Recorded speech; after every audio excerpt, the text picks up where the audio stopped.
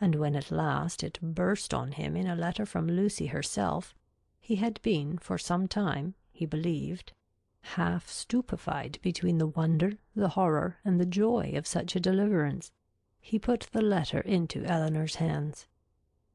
Dear Sir, being very sure I have long lost your affections, I have thought myself at liberty to bestow my own on another, and have no doubt of being as happy with him as I once used to think I might be with you. But I scorn to accept a hand while the heart was another's. Sincerely wish you happy in your choice, and it shall not be my fault if we are not always good friends, as our near relationship now makes proper. I can safely say I owe you no ill will, and am sure you will be too generous to do us any ill offices. Your brother has gained my affections entirely. As we could not live without one another, we are just returned from the altar, and are now on our way to Dawlish for a few weeks, which place your dear brother has great curiosity to see, but thought I would first trouble you with these few lines, and shall always remain your sincere well-wisher, friend, and sister, Lucy Ferrers. I have burnt all your letters, and will return your picture the first opportunity. Please to destroy my scrawls, but the ring with my hair you are very welcome to keep. Eleanor read and returned it without any comment. I will not ask your opinion of it as a composition, said Edward. For worlds would not I have had a letter of hers seen by you in former days. In a sister it is bad enough, but in a wife, how I have blushed over the pages of her writing.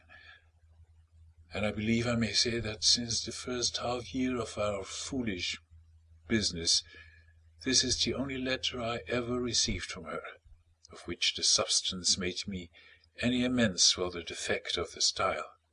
However it may have come about, said Eleanor after a pause, they are certainly married, and your mother has brought on herself a most appropriate punishment.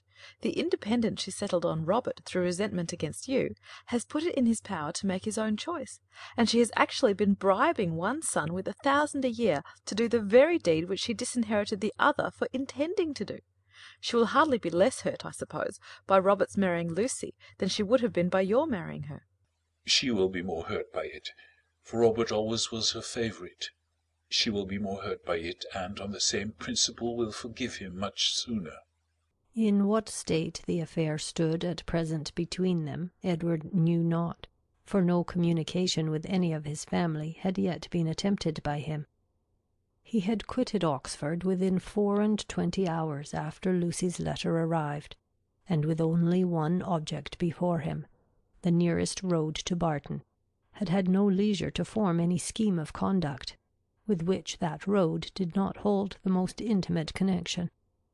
He could do nothing till he were assured of his fate with Miss Dashwood, and by his rapidity in seeking that fate, it is to be supposed, in spite of the jealousy with which he had once thought of Colonel Brandon, in spite of the modesty with which he rated his own deserts, and the politeness with which he talked of his doubts, he did not, upon the whole, expect a very cruel reception. It was his business, however, to say that he did, and he said it very prettily. What he might say on the subject a 12-month after must be referred to the imagination of husbands and wives. That Lucy had certainly meant to deceive, to go off with a flourish of malice against him in her message by Thomas, was perfectly clear to Eleanor, and Edward himself, now thoroughly enlightened on her character, had no scruple in believing her capable of the utmost meanness of wanton ill nature. Though his eyes had been long opened, even before his acquaintance with Eleanor began, to her ignorance and a want of liberality in some of her opinions, they had been equally imputed by him to her want of education, and till her last letter reached him, he had always believed her to be a well-disposed, good-hearted girl, and thoroughly attached to himself. Nothing but such a persuasion could have prevented his putting an end to an engagement, which, long before the discovery of it laid him open to his mother's anger, had been a continual source of disquiet and regret to him. I thought it my duty, said he, independent of my feelings, to give her the option of continuing the engagement or not, when I was renounced by my mother and stood to all appearance without a friend in the world to assist me. In such a situation as that, where there seemed nothing to tempt the avarice or the vanity of any living creature, how could I suppose, when she so earnestly, so warmly insisted on sharing my fate, whatever it might be, that anything but the most disinterested affection was her inducement? And even now I cannot comprehend on what motive she acted, or what fancied advantage it could be to her to be fettered to a man for whom she had not the smallest regard, and who had only £2,000 in the world. She could not foresee that Colonel Brandon would give me a living. No, but she might suppose that something would occur in your favour, that your own family might in time relent. And at any rate she lost nothing by continuing the engagement, for she has proved that it fettered neither her inclination nor her actions. The connection was certainly a respectable one, and probably gained her consideration among her friends, and if nothing more advantageous occurred, it would be better for her to marry you than be single. Edward was, of course, immediately convinced that nothing could have been more natural than Lucy's conduct, nor more self-evident than the motive of it. Eleanor scolded him harshly, as ladies always scold the imprudence which compliments themselves, for having spent so much time with them at Norland, when he must have felt his own inconstancy.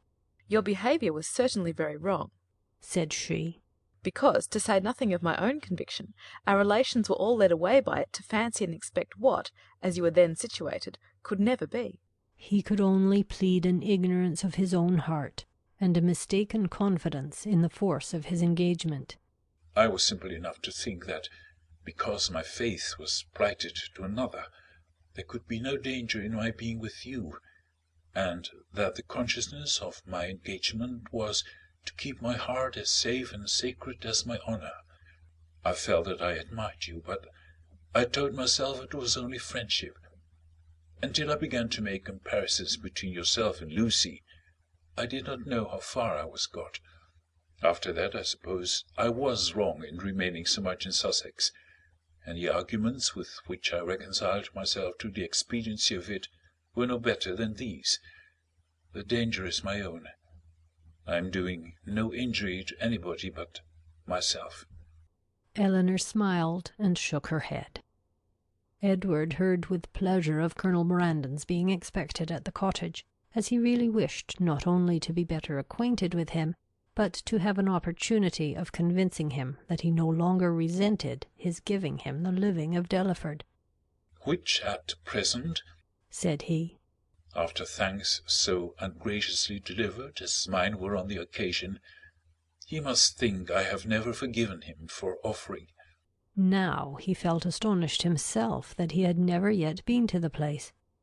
But so little interest had he taken in the matter that he owed all his knowledge of the house, garden, and glebe, extent of the parish, condition of the land, and rate of the tithes, to Eleanor herself, who had heard so much of it from Colonel Brandon, and heard it with so much attention as to be entirely mistress of the subject.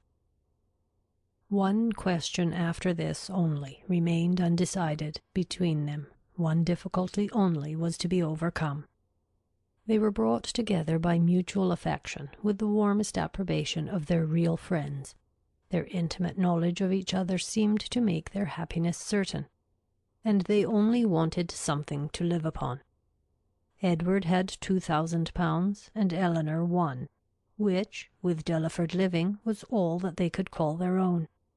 For it was impossible that Mrs. Dashwood should advance anything, and they were neither of them quite enough in love to think that £350 a year would supply them with the comforts of life. Edward was not entirely without hopes of some favourable change in his mother towards him, and on that he rested for the residue of their income. But Eleanor had no such dependence, for since Edward would still be unable to marry Miss Morton, and his choosing herself had been spoken of in Mrs. Ferrars's flattering language as only a lesser evil than his choosing Lucy Steele, she feared that Robert's offence would serve no other purpose than to enrich Fanny. About 4 days after Edward's arrival, Colonel Brandon appeared, to complete Mrs. Dashwood's satisfaction. and to give her the dignity of having, for the first time since her